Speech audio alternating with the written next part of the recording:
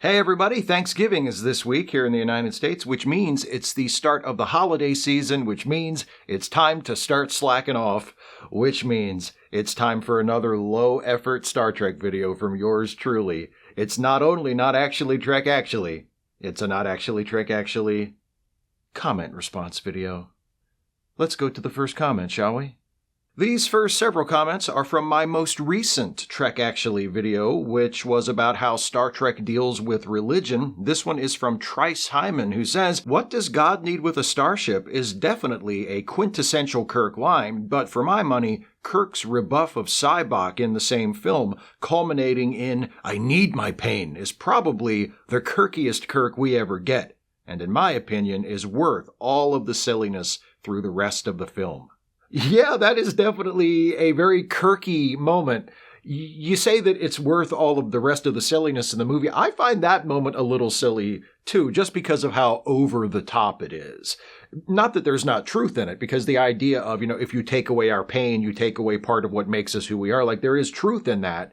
But just the way it's presented is so over the top, and Shatner going full Shatner and getting all self-righteous and indignant and, don't take away my pain, I need my pain. It's like, it's a very Kirk moment. It's also a very Shatner moment, a very Shatnerian bit of acting. So it's a little over the top and silly. But there are a couple of moments throughout Star Trek V that are sort of like that for me, where overall the movie is not good. But there are moments like that, like what does God need with a starship, like some of the little fleeting moments of camaraderie that we see among the various members of the Enterprise crew that you don't get nearly as much of in the movies, and frankly didn't get a whole lot in the original series either, if we're going to be honest.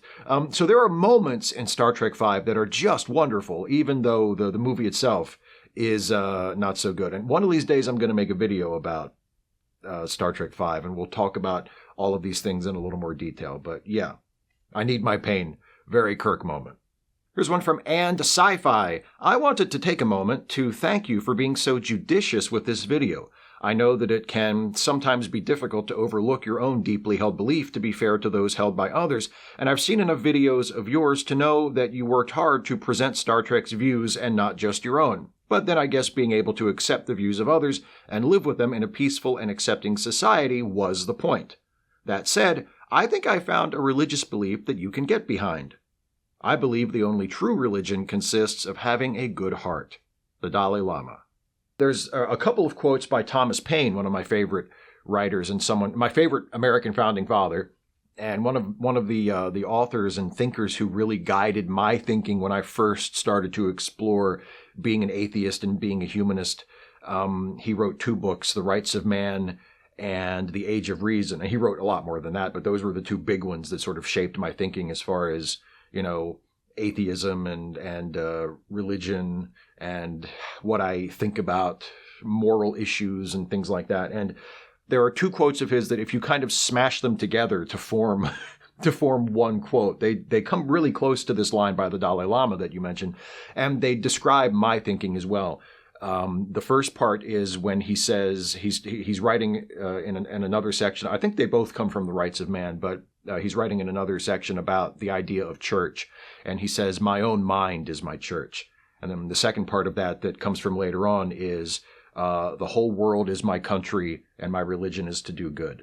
So if you sort of clip them together, you get this beautiful expression of my mind is my own mind is my church.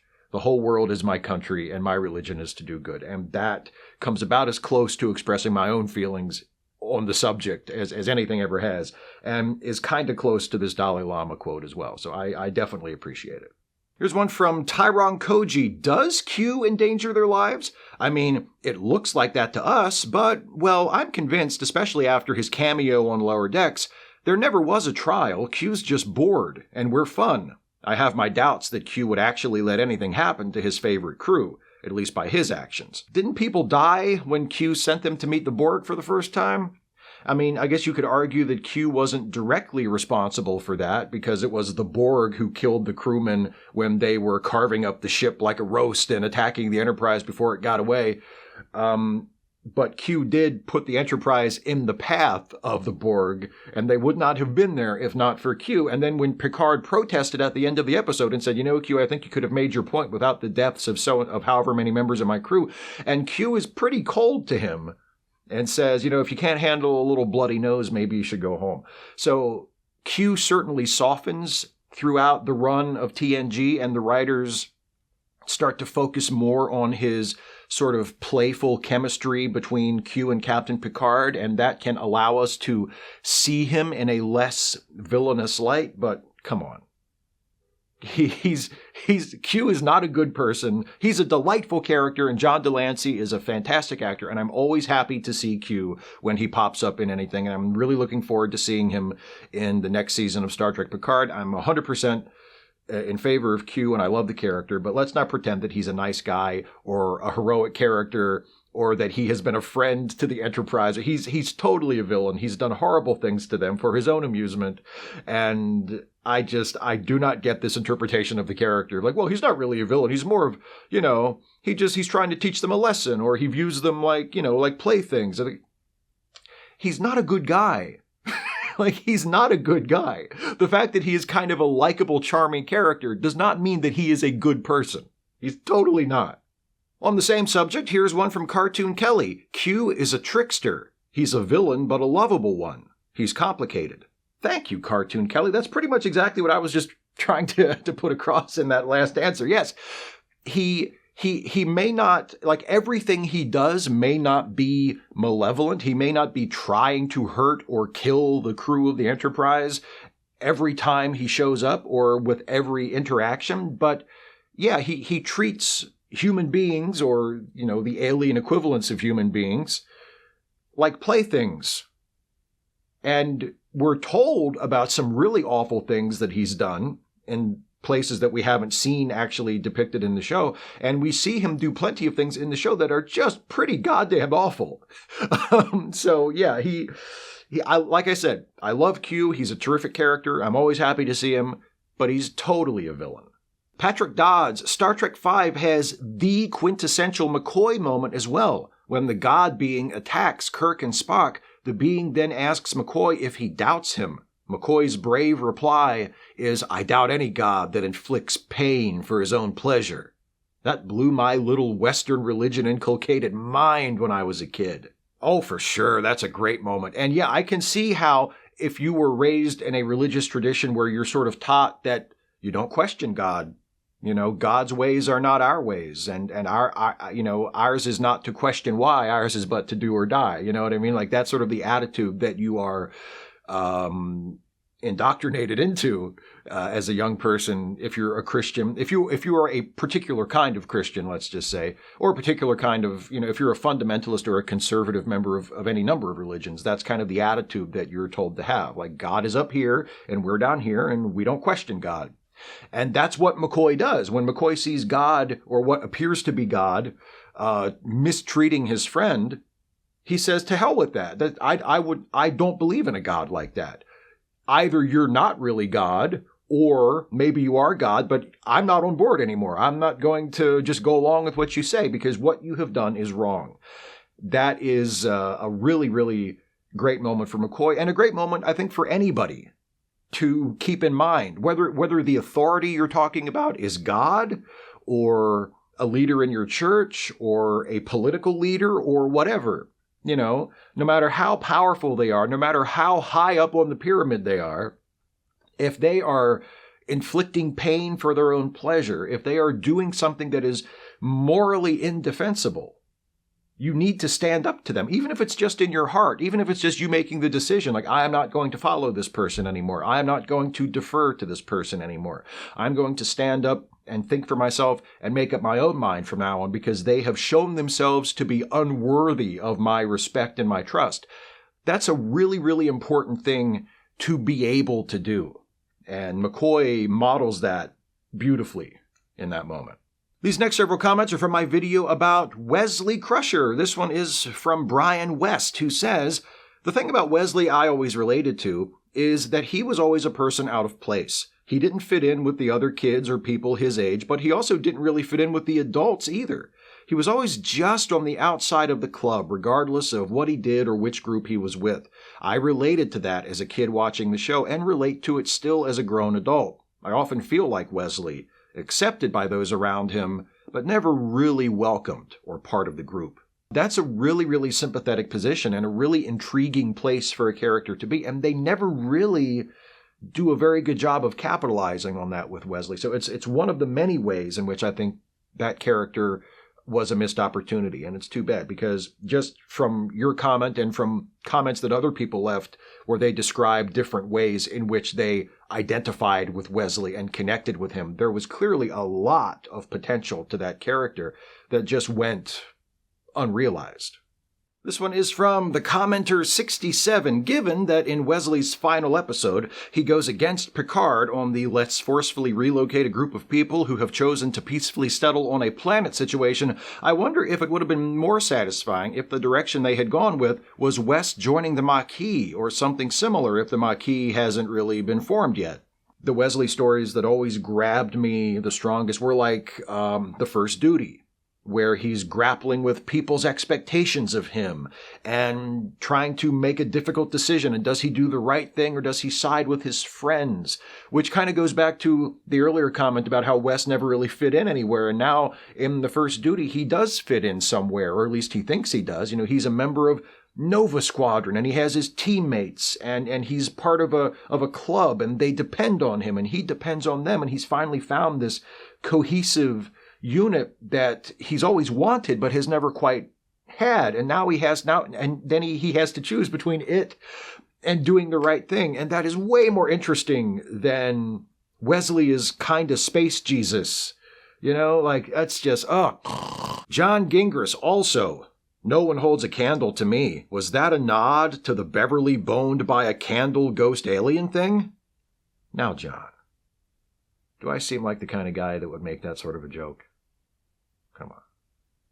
Catherine Hecht. Wesley should have been given a buddy early on, like Jake and Nog. Some of the best Wesley episodes, he had peers to work with, First Duty and Robin Leffler. Another great point, and that could have been a device used to bring Wesley out a little bit, to explore his character a little bit more. One of the annoying things about Wesley, again, especially in those early seasons, was that he was always the kid in the room full of adults. And the situation was either, you know, he as the kid was smarter than all the adults, which got annoying, or the adults were always just sort of looking down on him and treating him like a kid, even though he was right, which was also annoying and didn't do his character any favors and didn't really give him a chance to get over with the audience and get people to really be on his side and like him and identify with him.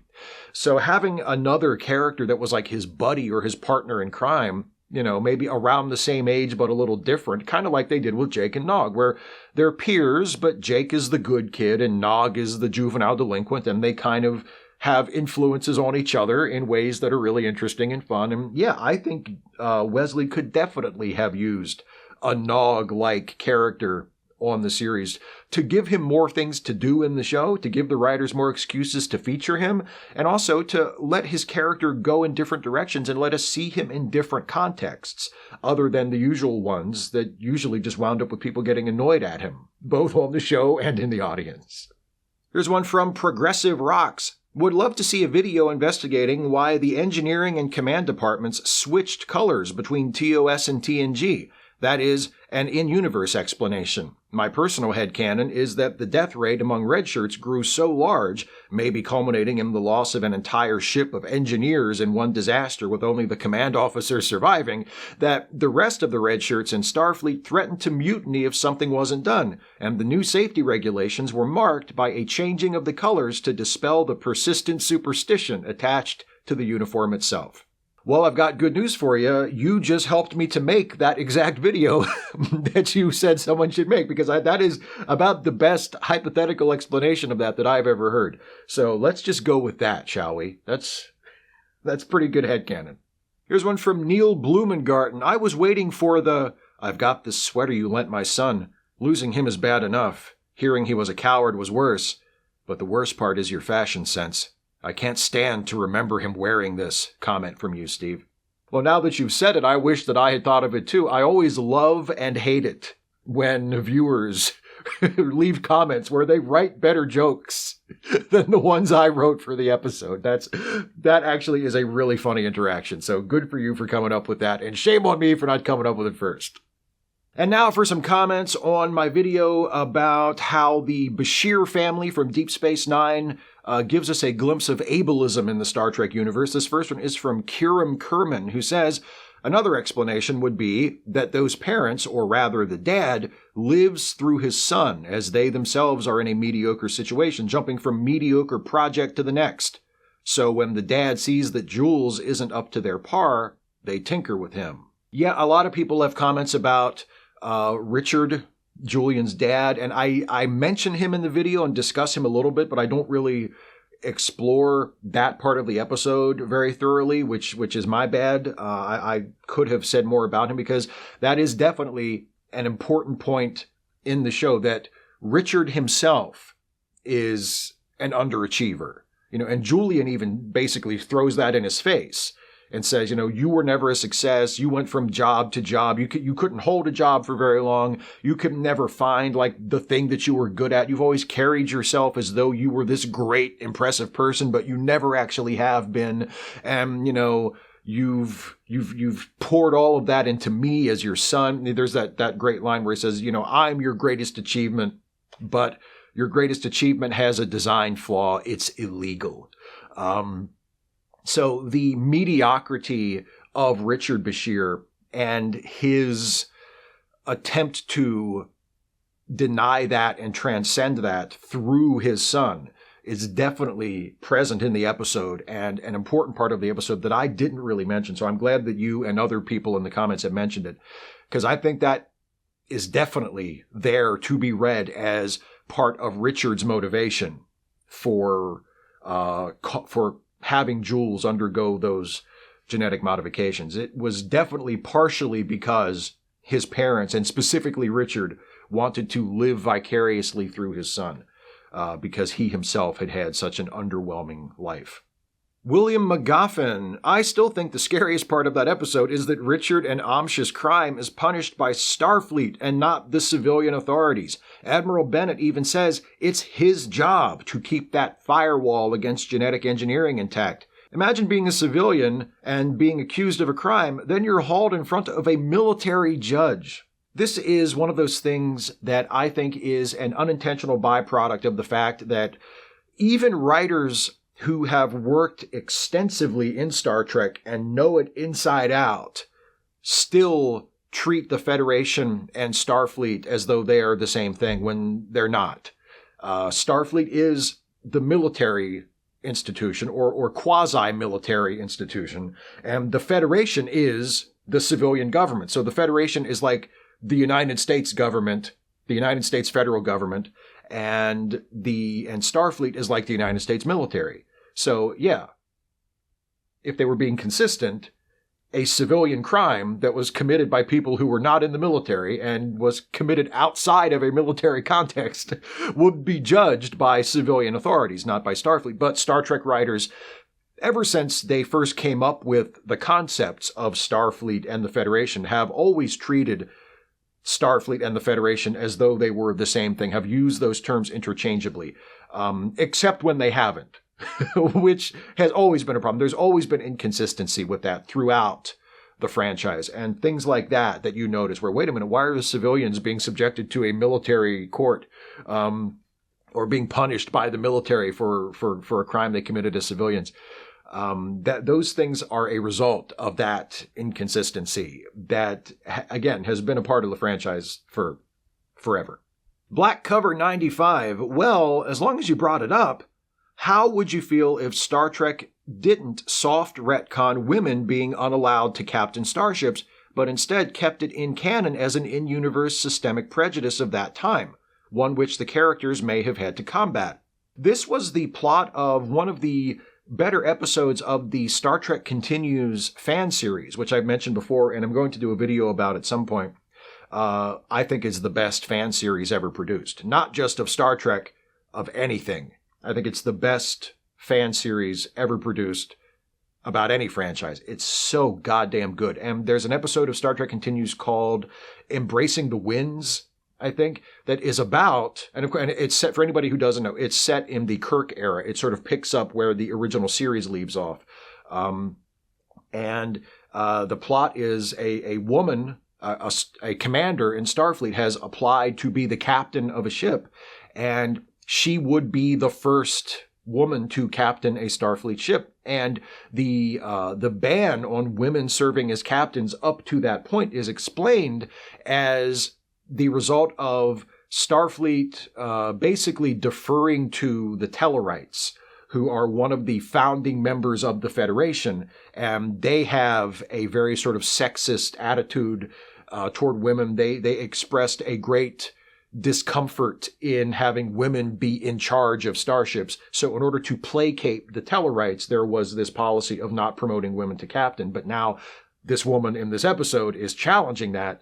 And it's a really, really good episode, and a really good way of handling that, of not retconning it, of leaving it intact and acknowledging, yes, no woman has been a captain up to this point. But there's a reason for it that is a political reason that has nothing to do with Starfleet or any actual belief about the competency of women to be captains. It's sort of a rule that has been imposed on Starfleet from the outside to placate a backwards thinking but very powerful member of the Federation. And now we're at a crucial point of decision where we have to figure out, are we going to keep doing this, or are we going to change this? And it's a really, really interesting way to look at it. And it's a really solid episode. So if you haven't seen any of Star Trek Continues, period, I would recommend that you check it out. It's all for free on YouTube. But specifically because you asked this, or because you made this comment, look up the episode Embracing the Winds, because it is about exactly this thing. And it is really, really good. Kevin M. Steve, can you please give us a tour of the Trek figures behind you on your next comment video? I've never seen that Guinan one, which looks great, maybe circa TNG Season 2, but it also looks like you're peeking over Picard's shoulder there. I would love to give you a tour of my Star Trek figures back there. Let's go take a look, shall we? So we'll start over here on the left and move back into the right. Up front, of course, there's 7 of 9, and then behind her is Q, and then behind Q is Trelane, and Trelane has not been featured. I get these figures to use in the Star Trek photo comics that I make and post in my YouTube community page, and also on Twitter and Facebook.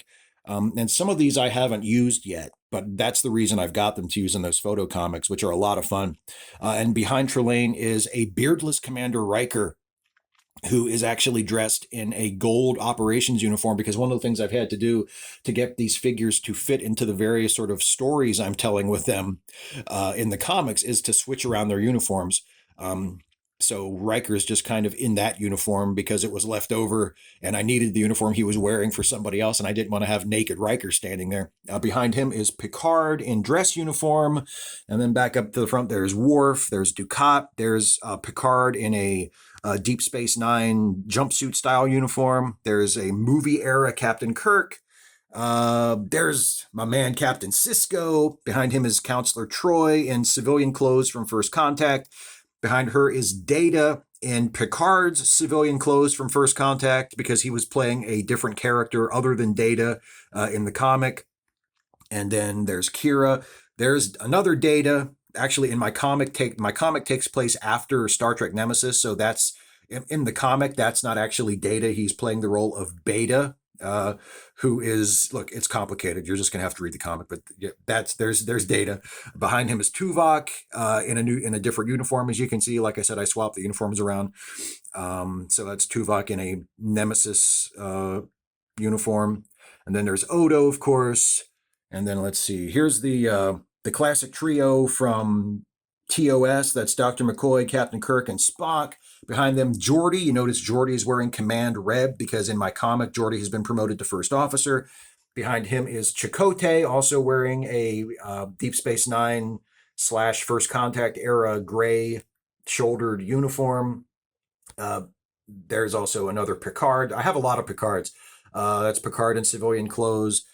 Let's see. There's the Guinan one you were talking about. I guess, yeah, she could be season 2. The figure came out after season 2, so I don't know what particular year or season she was modeled after, but that is definitely Guinan. Then back there's Dr. Crusher. There's Garrick. That also is Chief O'Brien, again in civilian clothes. Because by the time we get to the era that my comic takes place in, Chief O'Brien has left Starfleet and he now hosts a home improvement show called This Old Starbase. There's another Picard in a Deep Space Nine style uniform. There's another Captain Kirk in a gold operations uniform. There's Barack Obama back there hiding behind Superman. And then there is Captain Picard in his, First Contact, movie era uniform. Next to him is Commander Riker. Down there is Tom Servo. And back there behind everybody, the one that looks like me, that you said it looks like me peeking over Picard's shoulder, it does look like me, but it is also meant to represent Thomas Riker, who is, of course, Commander Riker's transporter duplicate. And yes, he looks like me on purpose because I thought it would be funny as a gag for the comic to bring back Thomas Riker, but to differentiate him from William Riker by just making him dress like me. So I got him a t-shirt and a hat. And there you go. Those are my Star Trek figures. Thank you so much for asking about them. I love them. They're great.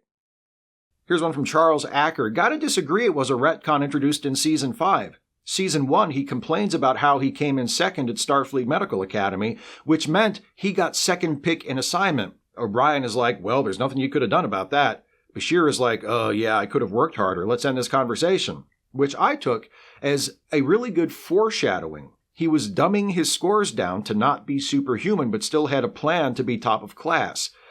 There's a later Season 3 episode where he's talking with Data on a crossover and is fascinated with Data having breathing, pulse, and hair growth. Data says, it's strange everyone else I've met is interested in my advanced mental capabilities. You're the first one to be interested in these human things. Well, here's the thing, though.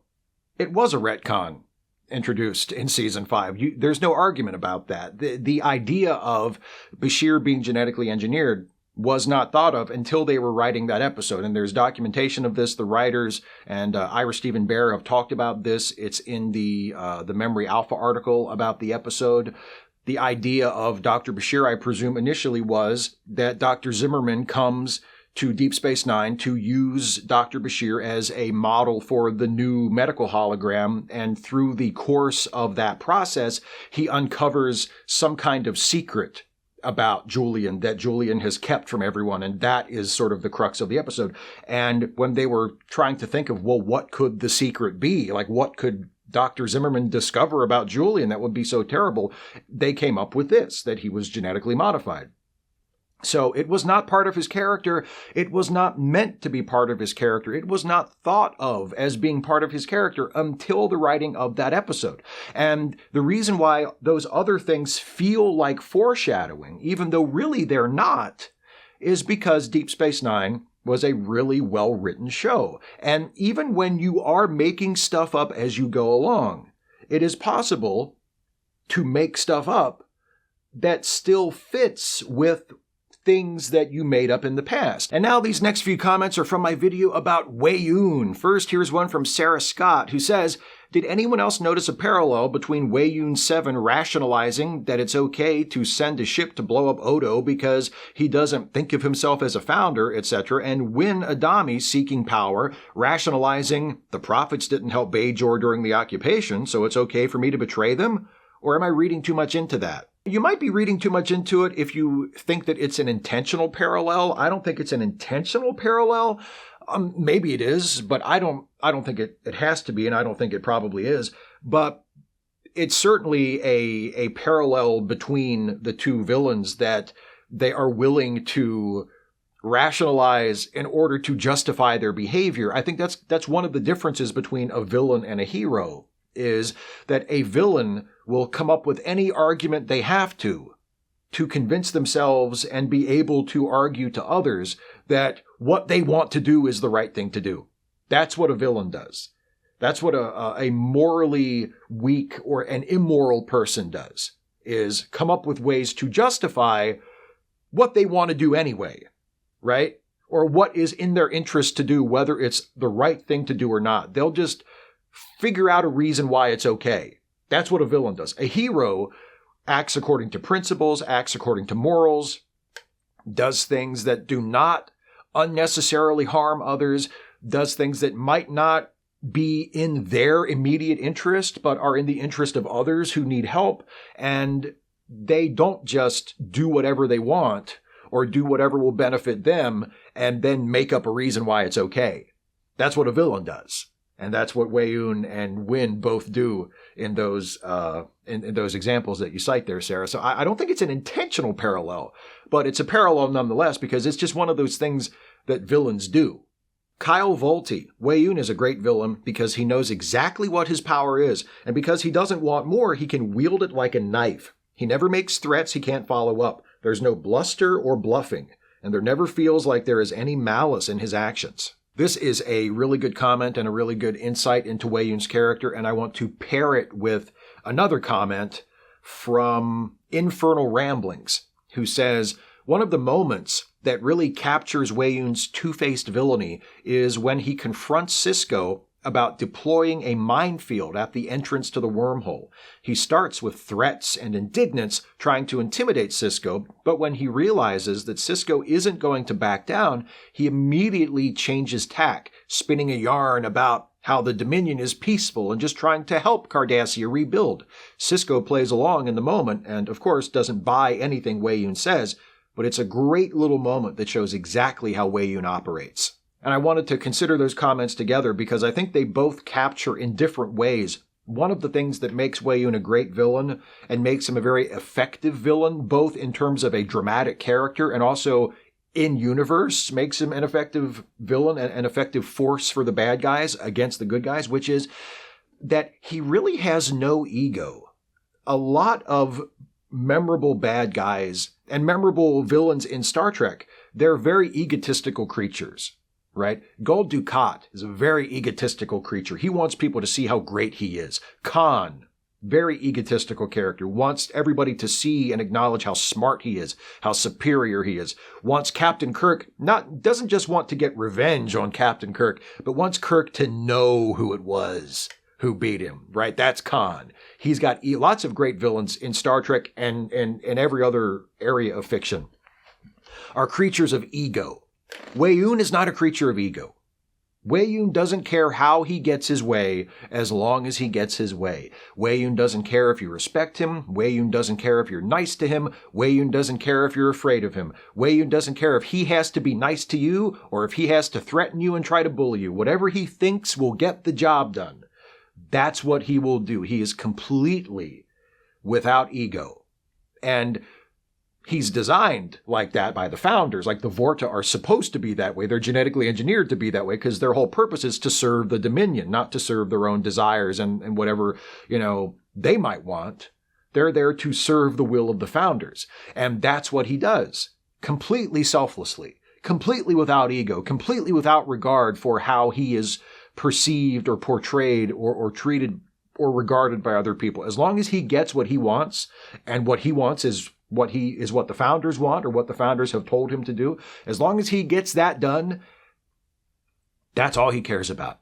And it makes him kind of a groveling, pathetic person, but it also makes him really effective as a bad guy because he's not in it for himself at all. He's in it for the cause. He's in it for the bosses. He's in it to get done what he's been told to get done.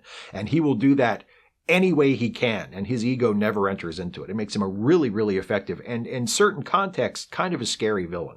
Here's one from Jason Paulicki. I've always taken exception with the term female changeling. It reminds me of Lady Doctor, as if we know they're all supposed to be guys. So when there's a girl one, that's how we'll identify her. She's actually the leader of the changelings, but we'll just call her female. That's a really good point. It probably would have been better if they would have called her lead changeling or chief changeling or something like that, instead of female changeling.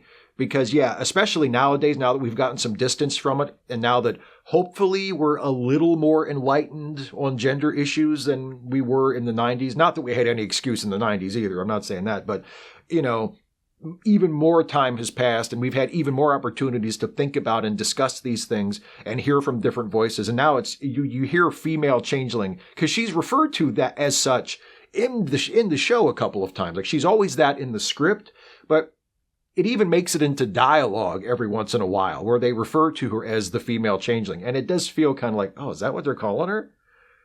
So yeah, changeling leader, supreme changeling, lead changeling, changeling number one. There's all kinds of ways they could indicate not only which character she is, but also her position in the sort of Dominion hierarchy without just calling her the female changeling. Yeah, I agree with you. It's not a great name for the character at all. Jeremiah McCarroll, one of my favorite small Weyoun moments is the bit where Jake is trying to get him to transmit his news articles to Starfleet while the Dominion has control of the station. That is a great scene. That is from the first episode of season 6, I believe, where the Dominion has taken over control of Deep Space Nine, and Jake finds that Jake has remained on the station and he's writing news reports for the Federation News Service, and he finds out that Weyoun has not actually allowed any of his transmissions to leave the station, so nobody outside the station has been reading his reporting. And it's a great example, not just of Weyoun as a villain and the different sides of Weyoun, but also it's a good dramatization of the way in which fascism can be a threat without always leading with its fist. It doesn't need to use brute force. We usually think of fascism in terms of brute force. They crush people. They crush their enemies. They impose rigid, authoritarian, laws on people, and they hem in people and they deprive them of their liberty in really obvious, brutal ways. And Weyoun is doing that. I mean, he's depriving Jake and everybody else of the freedom of the press. But he doesn't do it in a threatening way. He doesn't come at Jake and say, just shut up and do as you're told, or stop making trouble, or you're going to get it, or we're going to arrest you, or we're going to kill you, or whatever. He comes at Jake in a very reasonable way. He says, Jake, put yourself in my position. I can't let people read those things you're writing. It's very unfair to the Dominion. You make it sound like we're an occupying force, but we're not an occupying force. This station is the property of Cardassia, and the Dominion and Cardassia are partners now. And, we've signed a non-aggression treaty with Bajor. There are no Dominion troops on Bajor, and why would there be? They're our friends now. Like he paints everything in a very positive light. And he says, Jake, why don't you write about that? Why don't you write more balanced reports? I'm not asking you to write propaganda for the Dominion, Jake. I would never dream of asking you to do that, but just put a little more balance into it. It's so slanted against us, and it's so unfair. It's a very manipulative thing that he's doing. I mean, Jake doesn't go for it, but it's Weyoun showing that a fascist isn't always a brute force thing. A fascist isn't always a bully who tries to intimidate you with violence and with threats. Sometimes they try subtler ways of getting what they, because it always boils down to them imposing their will on you, but they have different ways of going about it, ways that are superficially more polite, more civil, more socially acceptable. And that's how Weyoun approaches Jake with that. The things he's asking Jake to do, the restrictions he's imposing on Jake there are absolutely intolerable, inexcusable. But he does it in a very sophisticated, urbane, diplomatic way. And it's a great object lesson of one of the alternate modes of operation of fascism. That's definitely what Weyoun is doing there. And it's a great scene for Weyoun, and it's a great scene for what Weyoun represents in the show. Jago Hazard says, I think people defend Dukat because he's a compelling villain. That and all those villains who had a point clickbait articles that act as if a villain having a positive / relatable / laudable aspect makes them the hero. Some of that is happening with Q as well in the comments from earlier where people were defending Q and saying, well, Q's not really a villain. He's more of a... Because Q is such a great character and such a fun character and such a likable character that you feel like you have to defend him as a person. But that's not the point. Like, you can like him as a character and still acknowledge that he's a horrible person. I mean, Anton Chigurh from No Country for Old Men is an amazing character. I love him. He's pure evil. I would never dream of trying to justify anything he does in that story. He's horrible. He's absolutely horrible. The Joker in The Dark Knight. Amazing character. amazing character. Horrible human being. I mean, so I feel like if people were better at switching modes, and if people were better at realizing that you can love a character while still acknowledging that that character, judged from a real-world perspective, is an absolute nightmare of a human being, then we'd be much better off. Now, finally, we move on to my review of Season 2 of Lower Decks.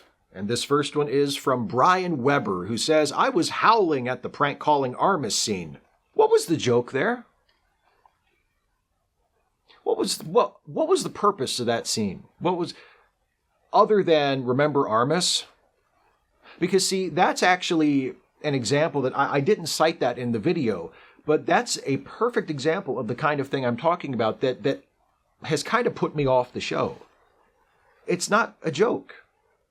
It's just a reference. There's no reason for those characters to even know who Armis is. And then there's like this, out of nowhere Star Trek technical contrivance where somebody literally just pulls out a magic box and says, hey, I have a magic box. Let's use it to call Armis. And then they do. There's no purpose behind it at all, except as a random fan service reference. They don't do anything funny. I remember Mariner saying, hey, Armis, we're touching your stuff. Like, they didn't even have anywhere to go with it.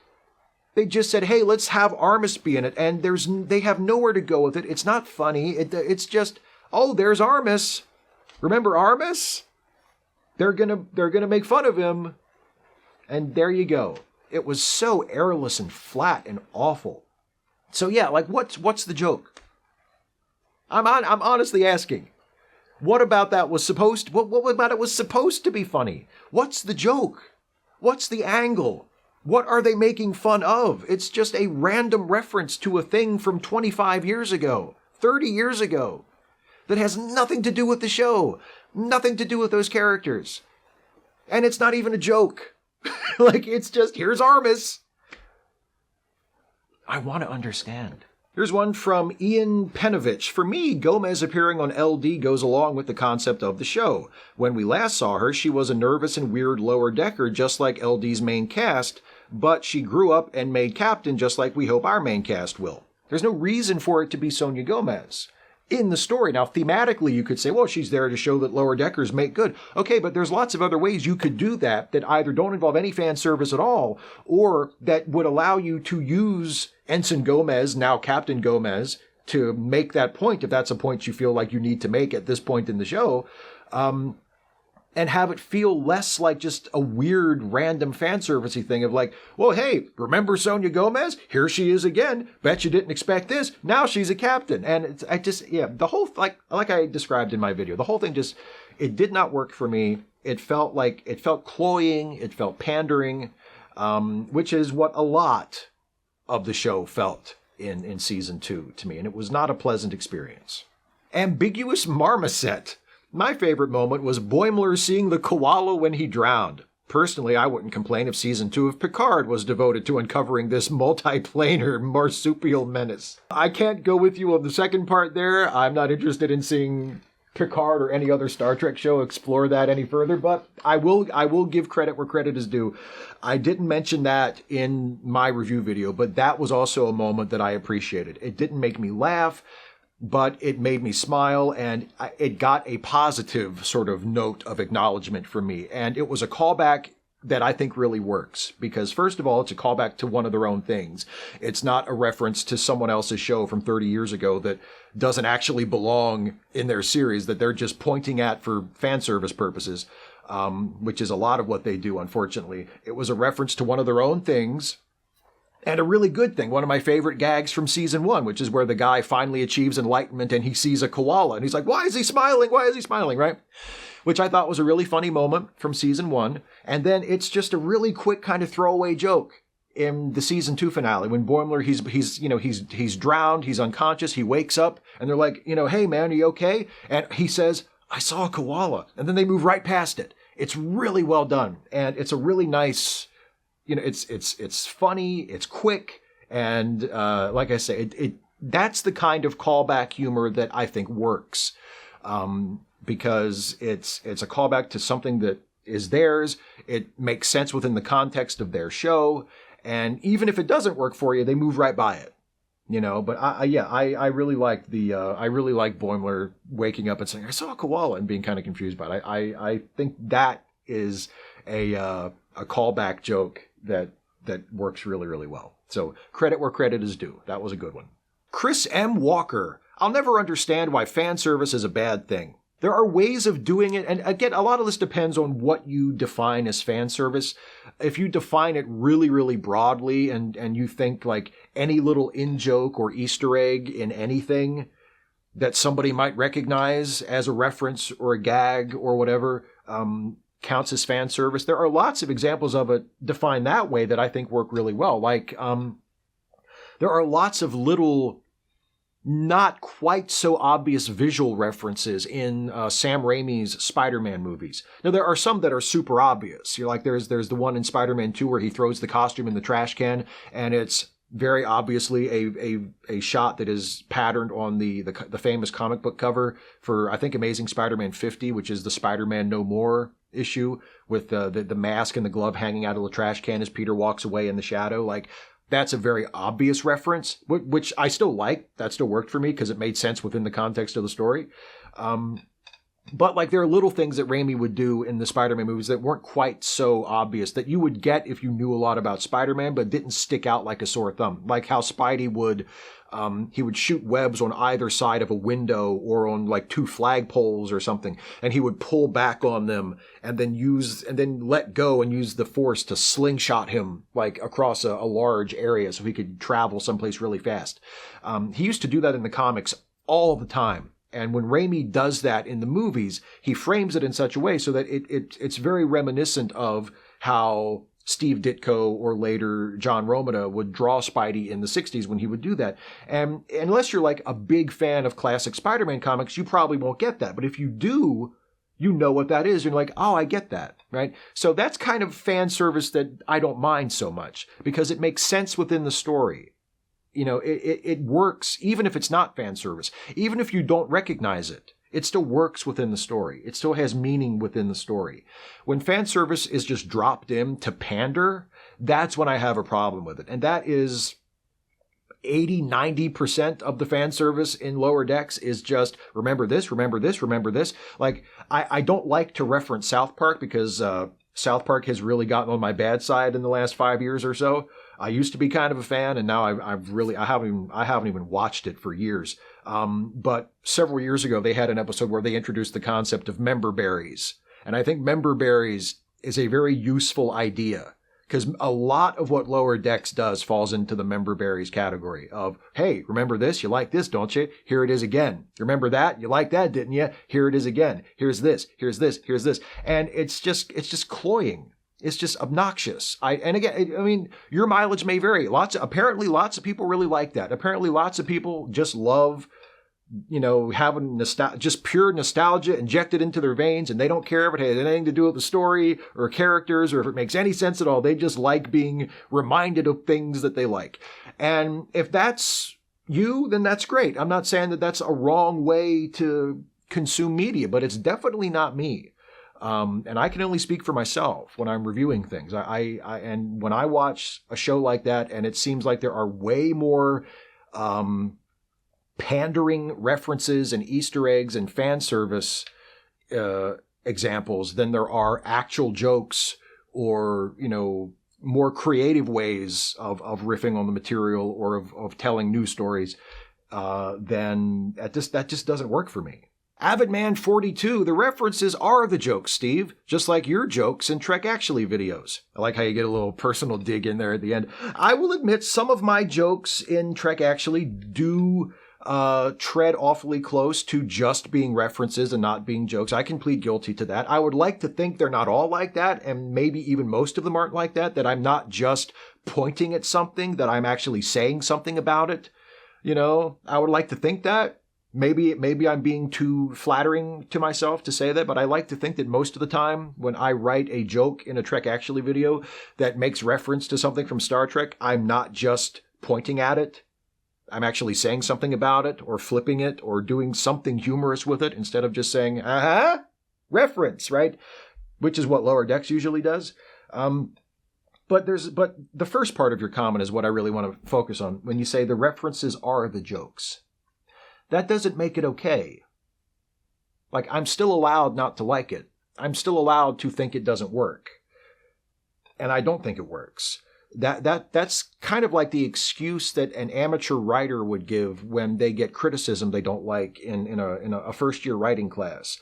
When the instructor or one of their fellow students would say, I don't know if this really works. I feel like you're too vague. It needs to be more specific. And you as the writer would reply, oh no, I wrote it that way on purpose. It's supposed to be that way.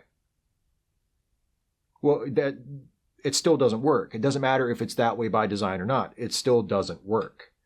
And there were a lot of people who were sort of coming back at me for my criticisms of Lower Decks in these comments by saying like, oh, but the thing you didn't like about the show, but it's that way on purpose. Okay. I mean, I assumed that it was. Like, I think the creators of Lower Decks are making the show they want to make. I just don't think it's working for me. Now, if it works for you, and obviously it works for a lot of you, then that's great. But it doesn't work for me. Whether they intended it to be that way or not, it still doesn't work for me.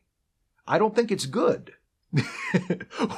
I'm completely willing to accept that that's the way it's supposed to be.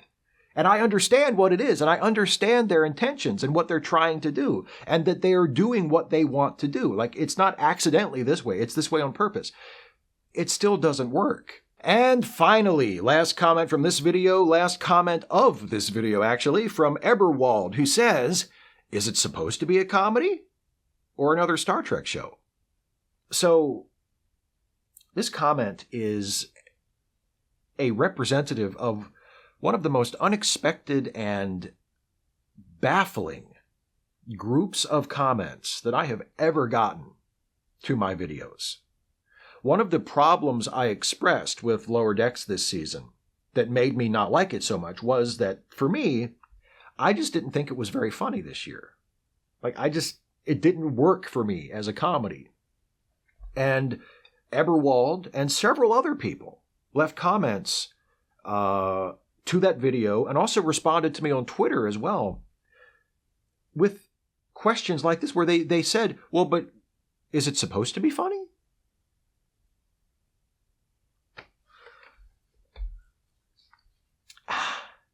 And I don't really know what to say to that. I mean, yes. Yes, it's supposed to be funny. And whether you personally think it's funny or not is, of course, a matter of your personal taste and your personal experience. Like, lots of people this year watched it and thought it was hilarious. I didn't. So, opinions vary, reactions vary. But I think it's very clearly trying to be funny, yes. It's quite obviously a comedy. And for people who have somehow missed that, I don't know. I'm curious as to, does it not feel different from other Star Trek shows? Because, other Star Trek shows have obviously incorporated comedy into their stories, where actually my next Trek Actually video is about comedy and Star Trek. So I'm going to talk a lot about it next month. But, Lower Decks is the first series that is intended to be a comedy through and through. Like, it's the first comedy series in the franchise, as opposed to a drama series with some comic moments. Lower Decks is a comedy. And to me, that's obvious. Like, the tone, the jokes, even the jokes that don't work. Like, there are lots of jokes in the show that I don't think work, that I don't think are funny. But they're jokes, A lot of the Easter eggs and the fan servicey stuff and the references, like, they are pitched in a jokey way. They are presented in a humorous context. I don't think they work like that. I don't appreciate them in that way. But that's clearly the intention. Like, it's yes, it's supposed to be funny. And the fact that there's at least some segment of the audience that doesn't recognize that it's meant to be a comedy, whether they think it's funny or not. It's intended to be a comedy. It's just kind of fascinating to me. And I honestly did not expect that. Most of the people who are disagreeing with me in the comments of that video are saying like, well, I thought it was funny, right? Which, fair enough. But the people who are like, well, I didn't think it was funny, but was it supposed to be? Absolutely fascinating to me. I did not expect that. So thank you for that. And thank you to everybody for all the comments, but that's all I have to say. I'm going to get out of here now. I feel like I've rambled on long enough and kept you long enough. So as always, thank you for the comments. Thank you for the questions. Thank you for giving me so much to respond to. I'll be back next month for the next Trek Actually video, which will be about comedy in Star Trek. Patreon.com/Steve Shives to support the channel. And also, you can also click the join button if you want to do it that way. Thank you for the support. Thank you for watching. Take care, everybody. Happy holidays. I'll see you next time.